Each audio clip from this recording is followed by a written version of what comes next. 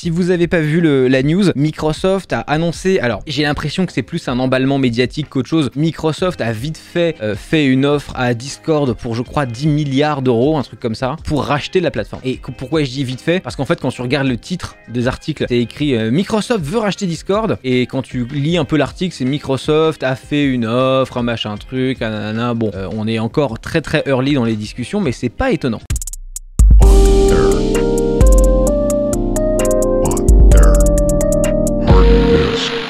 Et je vais vous expliquer un peu rapidement mon analyse, vous me dites si vous êtes d'accord. En gros, l'analyse que j'ai de cette annonce-là, c'est que Microsoft, ils ont à cœur de racheter des plateformes de messagerie instantanée et de discussion / réseaux sociaux, parce que Microsoft, c'est un marché dans lequel ils n'ont jamais été forts. Et c'est un marché qu'ils ont essayé de pénétrer plusieurs fois sans vraiment réussir. Il y a eu 2 moments vraiment clés où Microsoft a été fort là-dedans. On peut en noter 3, mais le 3e, c'est plus un rachat. Le premier, c'est à l'époque de MSN Messenger, où à l'époque MSN Messenger, Microsoft était le king de la messagerie instantanée. Ça a duré quelques années et ils ont perdu quand Facebook a commencé à se démocratiser. Mais c'était le seul moment. À partir de là, ils ont racheté Skype et du coup automatiquement, c'était eux le big player dans la VoIP personnelle et B2B, parce que Skype à un moment donné c'était génial. Pour être très honnête, ils ont mal géré Skype. Skype est devenu une espèce de grosse usine à gaz hyper lourde, galère, enfin c'était vraiment compliqué. Et surtout, moi j'ai trouvé que le business model de Skype, même si ça doit sûrement leur apporter beaucoup d'argent, je l'ai jamais trouvé clair. C'était très compliqué pour moi quand tu voulais te servir de Skype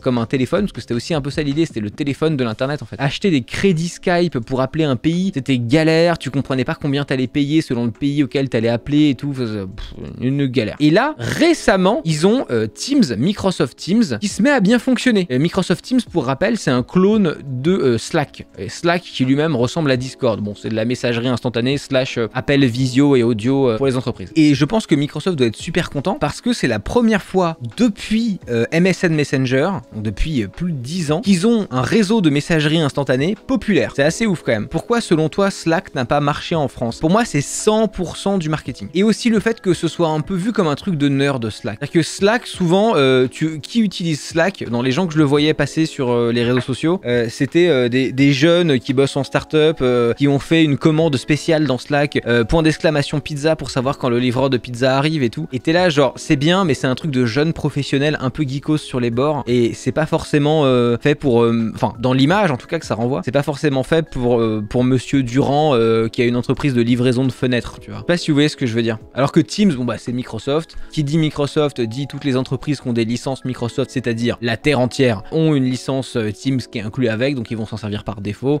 Voilà. Slack, c'est grave utilisé dans les junior entreprises, mais ça fait très Startup Nation, c'est vrai. Bah ouais, c'est ça, non mais voilà, ouais. Et donc sur cet achat de Discord, il y a des gens qui disaient ouais mais s'ils ont déjà Teams et tout, pourquoi acheter Discord? En fait, c'est là où il faut comprendre vraiment les bocaux démographiques. C'est-à-dire que la démographique qui utilise Discord et la démographique qui utilise Slack ou Teams, c'est pas du tout les mêmes. Et ça change énormément de choses, même si ton produit est très similaire. Même si ton produit est très similaire, le fait de pas du tout avoir le même marketing et les mêmes démographiques dessus, ça en fait un produit qu'une autre démographique n'utilisera jamais. C'est con, hein, mais c'est souvent vrai. Et donc l'intérêt pour Microsoft, pour moi, c'est de se dire, on a un gros pas dans la messagerie instantanée des entreprises avec Teams, rachetons le deuxième gros pas de la messagerie instantanée pour les particuliers. C'est pas con. Le problème, parce qu'il y a quand même un problème, c'est que Microsoft a quand même tendance sur les logiciels de messagerie, et je pense qu'ils ont essuyé les plâtres avec Skype, à alourdir les trucs qu'ils achètent. Et je pense qu'il faut qu'ils fassent super attention à ça, parce que racheter une boîte 10 milliards c'est bien, mais si dans 5 ans les gens commencent à se barrer pour le nouveau truc parce que Discord deviendrait lourdingue à utiliser, il faudrait un compte Microsoft obligatoire, il y aurait de la pub, des machins, enfin tu sais jamais ce qu'ils peuvent faire, tu vois. Ça peut être compliqué. Et après, je suis partagé entre cette peur que Microsoft alourdisse Discord et rende Discord lourdingue comme ça arrive avec Skype, et au contraire, le fait que l'expérience Skype leur fasse se dire qu'il faut faire les choses différemment. Vous voyez ce que je veux dire? Pour vous donner un autre ordre d'idée, le site de streaming Mixer, qui était aussi qui appartenait à Microsoft, était pas lourdingue du tout. Donc Microsoft est capable d'acheter des trucs de jeunes et d'en garder l'esprit. Mixer, alors vous pouvez faire des blagues sur Mixer toute la journée si vous voulez, mais Mixer, c'était un très bon site. Et je maintiens encore aujourd'hui, je maintiendrai jusqu'au bout que la technologie de streaming de Mixer était supérieure à celle de Twitch aujourd'hui. Encore aujourd'hui, jusqu'à la fin. Il y avait moins de latence, il y avait des trucs gamifiés avec la communauté qu'on n'a pas sur Twitch et qui étaient vraiment mieux faits. Et sincèrement, la technologie de Mixer était profondément meilleure. Malheureusement, ils n'avaient pas l'audience. Mais donc, Microsoft sait faire. Mixer, c'est arrivé trop tard, non? C'est pas arrivé trop tard.